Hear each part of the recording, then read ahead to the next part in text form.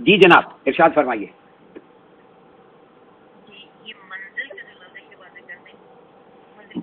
منزل کہتے ہیں جہاں پہ نازل ہوا جائے، یہ نزل سے ہے، جہاں مسافر پہنچ کے اپنا بوجھ اتار دے، یعنی جہاں سے آگے سفر اس نے نہ کرنا ہو، اس کو منزل کہتے ہیں.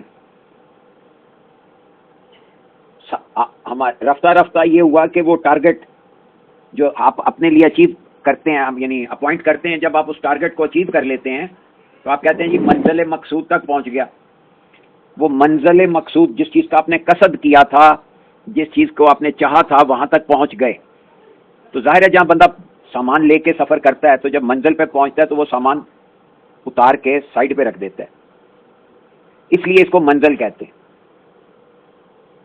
تو any target that you have appointed for yourself, if you happen to achieve it, that is your destination. انگریزی میں اس کے لیے لفظ آتا ہے ڈیسٹائنڈ، طے شدہ جگہ. جی جناب.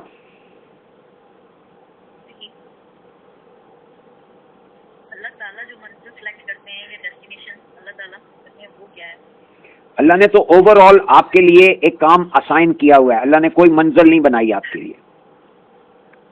اللہ نے آپ کو اپنا کریچر بنایا، مخلوق بنائی، آپ اس کی ایک کریشن ہے، اور کریشن بذات خود ایک مقصد ہے. مقصد یہ ہے کہ بھئی جس طرح سے اللہ رب کریم نے کیا کیا، اپنی ذات سے صفات سے کام لے کر اس کی ذات نے اپنی کچھ صفات کو اپنایا، ان صفات کو ڈسپلے پہ ڈالا تو کائنات بن گئی. یعنی یہ کر رہے ہیں اللہ میاں، اور بطور خلیفۃ اللہ کے، بطور خلیفہ عرض ہونے کے ناطے آپ نے بھی یہی کرنا ہے. کیا کرنا ہے؟ اپنی صلاحیتوں کو اس طرح برتنا ہے کہ وہ ڈسپلے پہ آ جائیں. دیکھیں نا، یہ صلاحیتوں کے 3 درجے ہیں، ایک ہے فزیکل، ایک ہے مینٹل، اور ایک ہے اسپرچل. اب فزیکل صلاحیتوں میں دیکھیں، جو بندہ اپنی کسی صلاحیت کو زیادہ بہتر استعمال کرتا ہے وہ پرومیننٹ ہو جاتا ہے. مثلا دوڑنا جو ہے یہ ایک صلاحیت ہے. اب ایک بندہ اس میں گولڈ میڈل جیت جاتا ہے اولمپکس میں یا ورلڈ کپ میں یا کسی ریس میں، ٹھیک ہے، کیوں؟ کیونکہ اس نے سینکڑوں بندوں کو سے زیادہ بہتر استعمال کیا اس صلاحیت کا. اب اسی طرح پہاڑ پہ چڑھنا ایک صلاحیت ہے، سبھی چڑھ سکتے ہیں، لیکن ایک بندہ ایسا نکلتا ہے پوری دنیا میں جو ماؤنٹ ایوریسٹ سر کر لیتا ہے. اس نے کیا کیا؟ پہاڑ پہ چڑھنے کی ساری جو الائڈ صلاحیتیں ہیں ان کا دوسروں سے بہتر استعمال کیا، زیادہ زور لگایا، نتیجہ وہ پرومیننٹ ہو گیا. اب ذہنی صلاحیتوں کی کہانی لے لیجئے. اب سارے لوگ لکھنا جانتے ہیں، لیکن آتھر کتنے بنتے ہیں؟ پھر ان آتھرز میں سے کون سا آتھر جو ہے وہ زیادہ مشہور ہوتا ہے یا پرومیننٹ ہوتا ہے یا زیادہ اپنی کارکردگی سے مطمئن ہوتا ہے؟ اب اسی طرح ہر بچہ تصویر بنانا جانتا ہے یا بناتا ہے، لیکن کتنے بچے ہیں جو مائیکل اینجلو بنے، لیونارڈو ڈیونچی بنے، یا صادقین بن گئے، یا عبد الرحمن چغتائی بن گئے؟ تو ظاہر ہے کہ وہ یہ 4 5 10 20 بندے ہی ہیں. انہوں نے کیا کیا؟ اسی برش کو، اسی پینٹ کو، اسی رنگوں کو، انہی رنگوں کو استعمال کر کے اپنے ذہن میں آنے والی ایک تصویر کو کینوس میں منتقل کیا. لیکن جتنی خوبصورتی سے، جتنی دل جمعی سے، جتنی یکسوئی سے کیا، وہ صلاحیت جو صفت مصوری کا عکس ہے آپ کے اندر، جب استعمال ہوئی تو کیا ہوا؟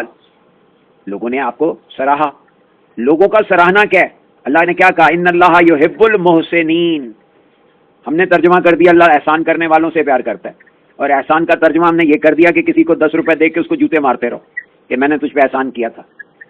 نہیں، احسان کا مطلب یہ ہے کسی چیز کو حسن کے درجے پہ کرنا، کسی صلاحیت کو اس درجے استعمال کرنا کہ اس میں حسن پیدا ہو جائے، اس کو کہتے ہیں محسن. تو ان اللہ یحب المحسنین، اللہ تو ان کو پیار کرتا ہے جو اپنی صلاحیتوں کو درجہ کمال پہ لے جا کے، درجہ حسن پہ لے جا کے برتتے ہیں. یہ اپنی صلاحیتوں کا استعمال کرنا ہی آپ کی زندگی کا مقصد ہے، اور یہ کوئی منزل نہیں ہے، یہ لگاتار چلتے رہنے کا راستہ ہے. کیونکہ اللہ کیا ہے؟ لامتناہی ہے. لامتناہیت جو ہے اس کے اندر آپ آگے بڑھتے جائیں، ہر جگہ پہنچ کے آپ کو لگے گا ابھی تو منزل پہ نہیں پہنچا، ابھی تو بہت راستہ باقی ہے، تو آپ بڑھتے جائیں. اسی طرح روحانی صلاحیتوں کا عالم ہے. اب روحانی صلاحیتوں میں سب سے بڑی صلاحیت کیا ہے؟ کہ آپ اللہ کو اپنے اندر محسوس کرنا سیکھ لیں. جو بندہ اللہ کو اپنے اندر محسوس کرتا ہے، انی وَنَحْنُ أَقْرَبُ إِلَيْهِ مِنْ حَبْلِ الْوَرِيدِ، صاف تو کہا اللہ نے کہ میں تو تمہاری رگے جاں سے قریب ہوں. آپ کو اور مجھے کتنا اس درجے کا احساس ہوا، ہماری حسیات نے ہمارا کس درجے ساتھ دیا. حضور علیہ الصلوۃ والسلام نے مرتبہ احسان کی ڈیفینیشن میں کیا کہا کہ جب تم عبادت کرو، جب تم اللہ کے سامنے کھڑے ہو کے صلاۃ قائم کرو تو ایسے کرو کہ کائنہ کا طرح گویا تم اس کو دیکھتے ہو، ورنہ کم از کم اتنا تو محسوس کرو کہ وہ تمہیں دیکھتا ہے. یعنی کہ یہ اللہ کی عبادت کا درجہ بتایا کہ اس میں درجہ حسن یہ ہے کہ آپ یہ محسوس کریں کہ اللہ مجھے دیکھ رہا ہے. اور اگر آپ دن رات اٹھتے بیٹھتے سوتے جاگتے یہ محسوس کرنا شروع کر دیں کہ اللہ مجھے دیکھ رہا ہے تو رفتہ رفتہ انشاءاللہ وہ آپ کی آنکھ کھول دے گا، آپ کو اللہ بھی دکھے گا. کیونکہ اللہ نے خود کہا لا تدرک الابصار، کسی بصارت کی مجال نہیں کہ وہ اس کو دیکھ سکے. وَهُوَ يُدْرِكُ الْأَبْصَارَ، وہ خود بصارتوں پہ ادراک بن کے نازل ہو جاتا ہے. تو یہ سب صلاحیتوں کا استعمال کا کھیل ہے. آپ اسے کس درجے پہ استعمال کرتے ہیں، کتنا زور لگاتے ہیں، کتنے ذوق و شوق سے، کتنی یکسوئی سے اس طرف آپ چل پڑتے ہیں، وہ آپ کا کمال ہے.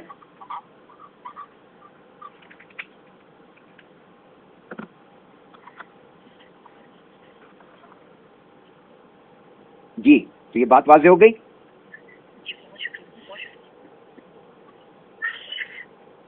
میرا سوال ہے، ارشاد. ہم محمد رسول اللہ صلی اللہ علیہ وسلم میں پڑھ رہے تھے اکٹھی میں، تو حضرت ابراہیم علیہ السلام کے پاس اور حضرت علیہ السلام کے پاس فرشتے انسانی شکل میں انسانی روپ میں آتے تھے، تو کیا سر یہ ان کے پاس کی صلاحیت ہے کہ وہ اپنا روپ چینج کر سکیں؟ دونوں باتیں ہیں. ایک طرف فرشتے جو ہیں وہ انسانی روپ میں آ سکتے ہیں بحکم خداوندی، کیونکہ فرشتے خود اپنی مرضی سے کچھ نہیں کرتے. اور دوسرے یہ کہ لوگوں میں یہ صلاحیت بیدار ہو جاتی ہے کہ وہ دیکھ سکتے ہیں. ہر انسان کے اندر یہ صلاحیت موجود ہے. اگر وہ متوجہ ہو جائے اور دیکھنے لگے یا دیکھ سکتا ہو یا دیکھنا چاہتا ہو تو دیکھنے لگتا ہے. جب وہ دیکھ سکتا ہے تو پھر یہ واقعہ آپ نے وہ لوح قلم میں پڑھا ہے نا کہ صاف ابن سیاد، وہ لڑکا جو تھا وہ پہاڑی سرخ ٹیلے پہ کھیل رہا تھا تو حضور نے کہا کیا چلیں ذرا اس کو دیکھ کر آتے ہیں. اور وہاں پہ کیا بتایا کہ وہ چادر اوڑھ کے فرشتوں کی سرگرمیاں دیکھتا تھا. اب آپ غور کریں، آپ آنکھوں پہ چادر ڈال لیں، چہرے پہ چادر ڈال لیں تو آپ کو تو باہر کی دنیا نہیں دکھتی. تو فرشتے کی کہاں ہوئے؟ فرشتے آپ کے اندر ہیں. یہ عالم ملکوت کہاں ہوا؟ آپ کے اندر ہوا. لیکن اگر آپ صرف وہیں تک پھنس گئے اور اس سے آگے آپ دیکھیں نا، اس کا جب انٹرویو لیا تو حضور صلی اللہ علیہ وسلم نے کیا بتایا کہ تو فرشتے تو دیکھتا ہے لیکن تجھے عرفان حاصل نہیں ہو سکتا. کیا مطلب؟ کہ اس کا ذہن وہاں رکا ہوا تھا.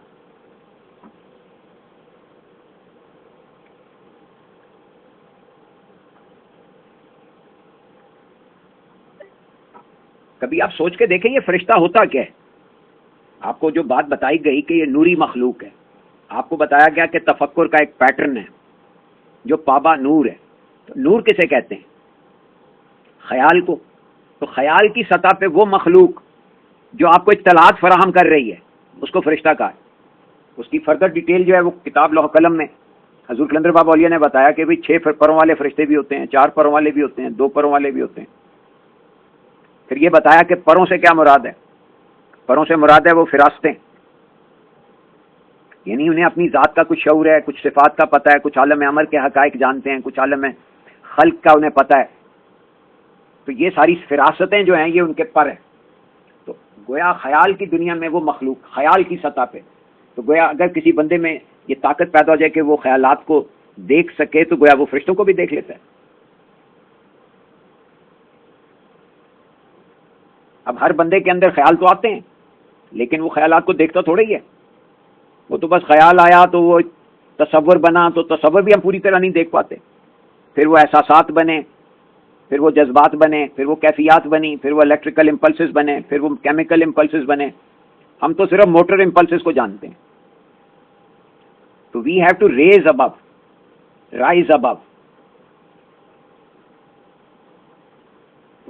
یہ موٹر امپلسز سے اوپر اٹھ کے آپ کو کیمیکل امپلسز کا پتہ ہو، اس سے اوپر الیکٹریکل امپلسز کا پتہ ہو، پھر وہ احساسات کی کارکردگی کا پتہ ہو. سارا کھیلی احساسات کا ہے، حواس کا ہے. یہاں پہ ایک بات سن رکھیں، ہم حواس خمسہ کرتے ہیں. حواس کی تعداد 5 نہیں ہے، ان کے 5 درجے ہیں. یہ 5 درجوں کا ہی نہیں پتا کسی کو. بیداری کے حواس ایک درجہ ہے, خواب کے حواس دوسرا درجہ ہے, لیلۃ القدر کے حواس تیسرا درجہ ہے, موت کے حواس چوتھا درجہ ہے, پھر قیامت کے حواس یہ ہے 5واں درجہ. اس لیے انہیں حواس خمسہ کہتے ہیں. ہم نے یہاں 5 گنے, وہاں کتاب لوح قلم میں جہاں حواس کا باب ہے وہاں دیکھیں تو 6 بتائے ہیں. انہوں نے ناطقہ کو بھی حص میں شامل کیا. وہ 5 کی مت تو یہیں سے ٹوٹ گئی نا.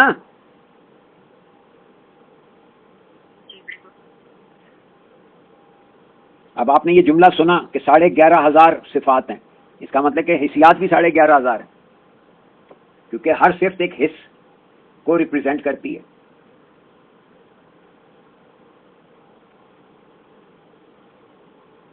اب اس سے آپ اندازہ کر لیجئے اپنی ذہنی محدودیت کا کیا عالم ہے, ذہن کس درجے محدود ہے, کہ وہاں بات کہی گئی ہے 5 درجوں کی. ہم حواس کی تعداد کو لے کے بیٹھے ہوئے, ہمارے سلیبس میں بھی یہی پڑھایا جاتا ہے.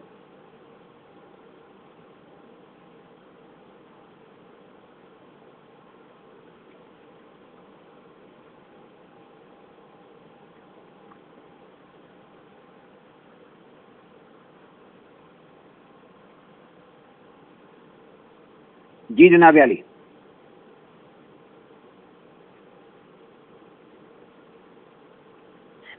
جی سر, یہ ایک اور سوال تھا کہ ہم صلی اللہ علیہ وآلہ وسلم پڑھتے ہیں, تو سر یہ آلہ کا مطلب ذریت ہے یا اہل بیت ہے یا کیا لیا جائے ان کا مطلب؟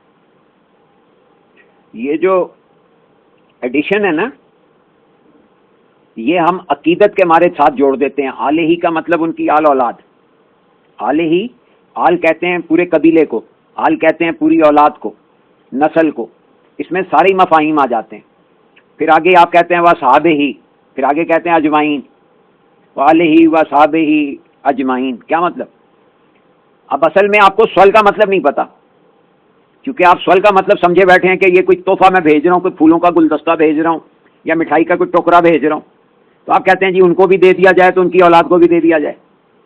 جب آپ کے ذہن میں یہ بات واضح ہو جائے گی کہ بھئی اصل میں اس کا مفہوم ہے تعلق, تو آپ کہتے ہیں صلی اللہ تعالیٰ علی حبیب ہی, اے اللہ تو اپنے محبوب کے ساتھ میرا تعلق جوڑ دے, وسلم, اور وہ بھی پورے کا پورا. اب آپ حضور علیہ الصلوۃ والسلام سے تعلق جوڑیں گے تو ان کی آل سے, ان کی اصحاب سے, ان کی اولاد سے آٹومیٹیکلی تعلق بن جائے گا. اب پیر و مرشد سے تعلق کا مطلب کیا ہوا کہ آپ اس کی آل اولاد سے ان کو بھی پیر و مرشد مانیں گے.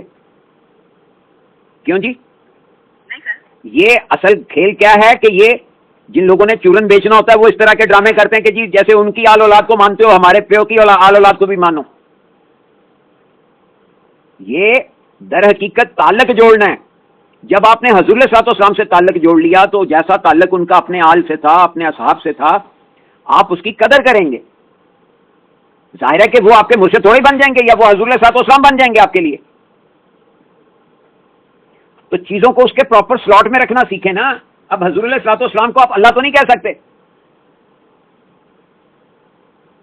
کیوں جی؟ حالانکہ حضور علیہ الصلوۃ والسلام کی طرز فکر اپنائیں گے تو اللہ کو سمجھیں گے. حضور علیہ الصلوۃ والسلام نے کب کہا کہ میں اللہ ہوں؟ کبھی نہیں کہا, کسی نبی نے نہیں کہا. جب فرعون نے کہا انی ربکم الاعلی, میں ہوں تمہارا سب سے بڑا رب, تو موسیٰ نے کیا کہا کہ نہیں بھائی رب تو وہ ہے جو مشرق سے سورج طلوع کرتا ہے, تو اگر رب ہے تو مغرب سے طلوع کر کے دکھا دے. اس نے کہا میں زندوں کو مار سکتا ہوں, اس نے کہا تو مرے ہوئے کو زندہ کر کے دکھا دے. غور کریں, وہ لاجیکل تھنکنگ کرتے ہیں. اب ہم نے حضرت موسیٰ کی تعلیمات کو تو سمجھا, ان کی طرز فکر پہ غور نہیں کیا. ہم نے حضور علیہ الصلوۃ والسلام کی تعلیمات پہ غور کیا اور اس کو بگاڑ کے کیا کر دیا کہ جی وہ ایک ٹوکرا آموں کا جو ہے ادھر بھجوا دو. تو ظاہر ہے کہ آپ اتنا بڑا ٹوکرا جو آپ پیش کر رہے ہیں وہ آپ سمجھتے ہیں کہ اتنا بڑا ہے کہ وہ اکیلے تو نہیں کھا سکتے, تو آپ نے ان میں آقاجی بچے بھی کھا لیں گے, آپ کے یار دوست بھی کھا لیں گے. اندازہ کریں, یہ سارا سوچ کا فرق ہے. آپ جب لفظ سول کا صحیح ترجمہ کریں گے تو آٹومیٹیکلی آپ کا دھیان سیدھا ہو جائے گا. آپ اللہ سے التجا کر رہے ہیں کہ اللہ تو اپنے محبوب سے میرا تعلق جوڑ دے, اور وہ بھی پورے کا پورا. اب اس میں بتائیے کوئی فالتو بات کی گنجائش رہی؟ آپ اپنی عقیدت میں جو مرضی کہتے رہیں, ٹھیک ہے, آپ کی عقیدت ہے, آپ چونکہ اس اصل بات کو نہیں سمجھے لہذا آپ عقیدت میں جو بھی فرما رہے ہیں درست ہے. ٹھیک ہو کیا جی؟ جی سر، تھینک یو سر. جی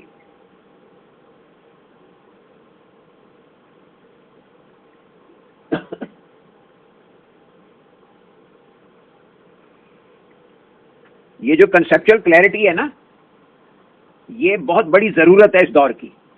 ہمیں اپنے تصورات کو واضح کرنا ہے، اور میں نے اس کا طریقہ بڑا ہی سمپلیفائی کر کے عرض کیا کہ لفظوں کی روٹ یعنی اس کے مادے کو پکڑیں، تو آپ کو یہ کم از کم مدد مل جائے گی کہ اصل بات کیا تھی. جب آپ اصل بات کو اس کی جڑ سے پکڑ لیں گے تو پھر بہت سارے فالتو کے جو آپ نے اس کے ساتھ کلیاں پھندنے لگائے ہوئے ہیں وہ جھڑ جائیں گے.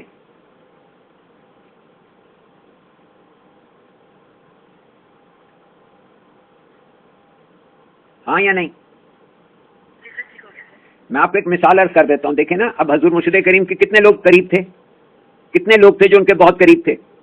کیا آپ انہیں بھی ابا مانیں گے؟ جب یہ چھوٹی سی مثال ہے، موٹی سی بات یہ ہے کہ جو میں ہوں، ظاہر ہے کہ میرا بیٹا تو وہ نہیں ہو سکتا. ہاں یا نہیں؟ بھائی جو صلاحیتیں اللہ نے مجھے عطا کی ہیں، کیا وہ میرے بیٹوں میں بھی، بچوں میں بھی ہیں؟ نہیں سر، ضروری نہیں ہے سر. بس سمپل سی بات آپ کو سمجھا دی کہ یہ سارا کھیل کھلواڑ کیا ہے؟ بات نہ سمجھنے کا. آگے عقیدتوں کا کھیل ہے، وہ آپ جتنا مرضی بڑھا لیں.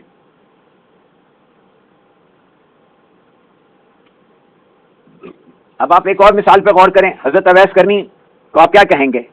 وہ تو ان سے نہیں ملے کبھی، حضور علیہ الصلوۃ والسلام سے ملاقات کبھی نہیں ہوئی، نہ وہ ان سے بیعت ہوئے، لیکن ان کا جو روحانی رتبہ ہے وہ کیا ہے؟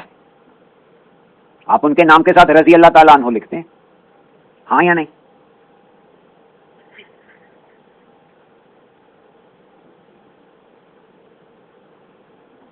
یعنی کہ وہ اپنے گھر بیٹھے حضور علیہ الصلوۃ والسلام سے اتنا عشق کرتے تھے، اور حضور علیہ الصلوۃ والسلام نے ان کے عشق کی تصدیق کر دی.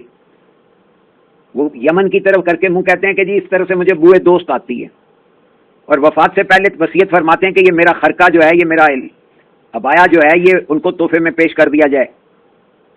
اندازہ کریں.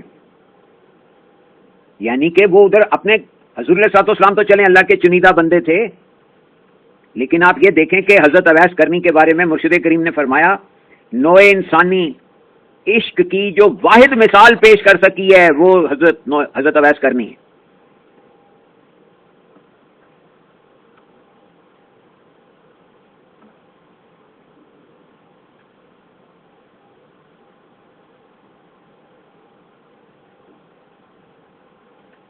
اب دیکھیں نا، صحابہ کرام کی یا حضرت اویس کرنی کی تکریم کرنا، عزت کرنا، دیٹ از اندر اسٹوری. لیکن طرز فکر اپنانا وہ ایک الگ کہانی ہے. وہ ظاہر ہے کہ آپ چاہتے ہیں کہ آپ کو حضور علیہ الصلوۃ والسلام کی طرز فکر ملے، کیونکہ قرآن نے یہ تھوڑی کہا کہ بھئی میرے اور میرے آل اور میرے اصحاب کا اتباع کرو. ان کنتم تحبون اللہ فاتبعونی، میرا اتباع کرو، میرے جیسے بن جاؤ. یحببکم اللہ، تو پھر اللہ تمہیں پیار کرے گا. تو ہمارا ذہن کلیئر ہونا چاہیے کہ ہم کیا کہہ رہے ہیں، کیا سن رہے ہیں. اب جس نے جو کہا بس اس کے پیچھے وہ چل پڑے، اس کو اندھی تقلید کہتے ہیں، اور اندھی تقلید آپ کو کبھی بھی منزل تک تو نہیں پہنچاتی.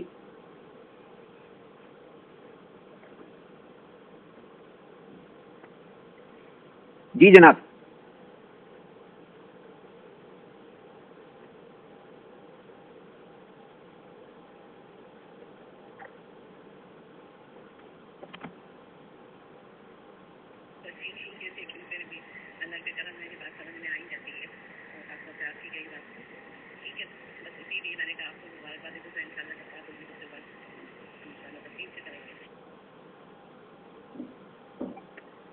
جی ہاں جی سر، میرا یہ سوال تھا کہ انسان کی اصلیت کیا ہے، اللہ تعالیٰ کی تجلی ذات کا عکس.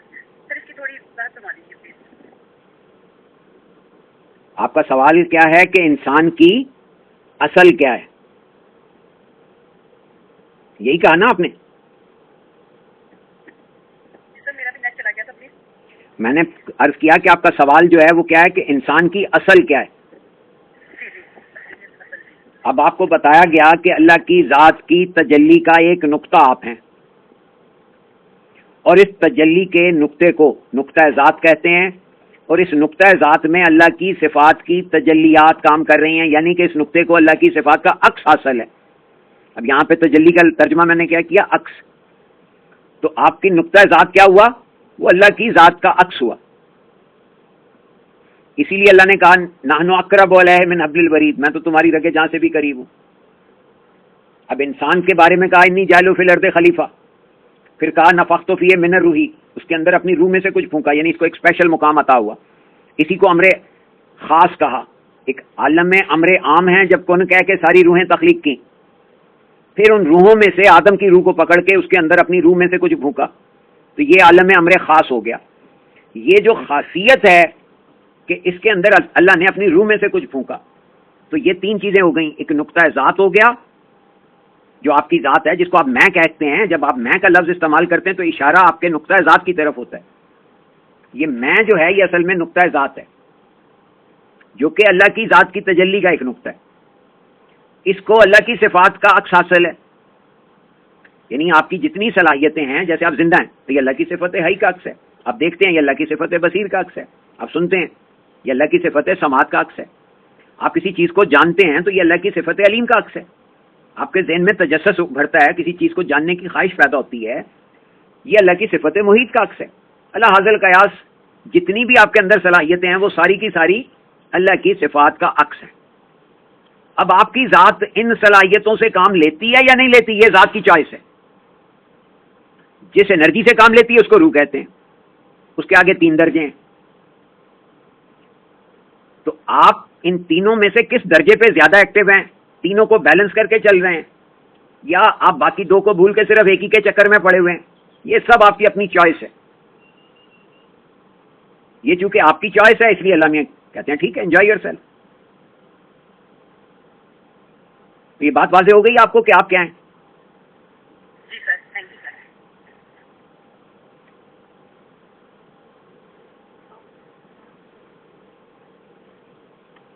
لب لباب یہ ہے کہ آپ اللہ کی صفات کا عکس ہونے کے ناطے اس کے نائب ہیں. نیابت کا مطلب یہ ہے کہ آپ کے اندر اس کی ذات اور صفات کا عکس ہے. آپ نے اس عکس کو استعمال کیا تو آپ خلیفۃ الارض بن گئے، نہیں استعمال کیا تو آپ حیوان بنے اور پھر پریشان ہو گئے. آپ حیوان پریشان کے درجے پہ ہیں یا انسان کے یا پھر آدم کے؟ اگر آپ آدم کے درجے پہ ہیں تو آپ علم الاسماء سے واقف ہو گئے. علم الاسماء کیا ہے؟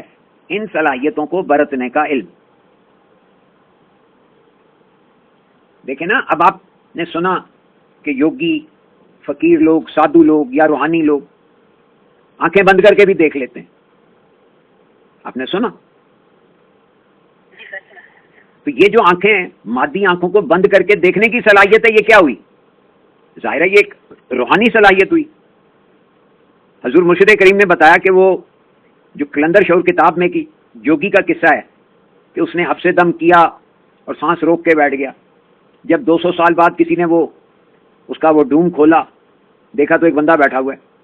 اب آپ غور کریں کہ 200 سال تک نہ اس کا جسم گلا، نہ اس کو بھوک لگی، نہ اسے پیاس لگی، نہ اس کا پخانہ نکلا، نہ اس کو پیشاب آیا، اور وہ 200 سال ایک ہی جگہ بیٹھا رہا. اب یہ کیا تھا؟ یہ ایک روحانی صلاحیت تھی، لیکن اس نے اس کو استعمال کس لیے کیا؟ جوڑے اور گھوڑے کے لیے. کہتا لاؤ میرا جوڑا اور میرا گھوڑا، اندازہ کریں. یعنی ایک طرف انسان اتنا سیاح کہ وہ اس درجے کی روحانی صلاحیت استعمال کرتا ہے، دوسری طرف اتنا جاہل کہ جوڑے اور گھوڑے پہ مرا ہوا.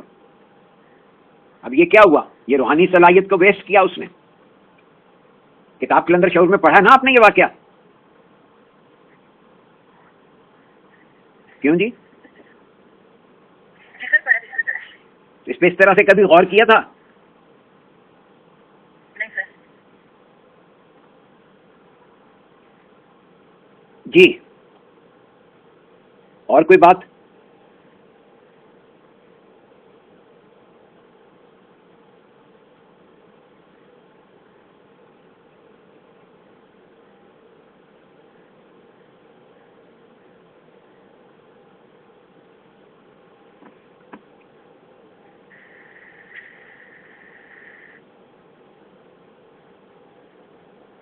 چلیں پھر رہتی ہے بات. اگر خاموشی چھا گئی ہے تو پھر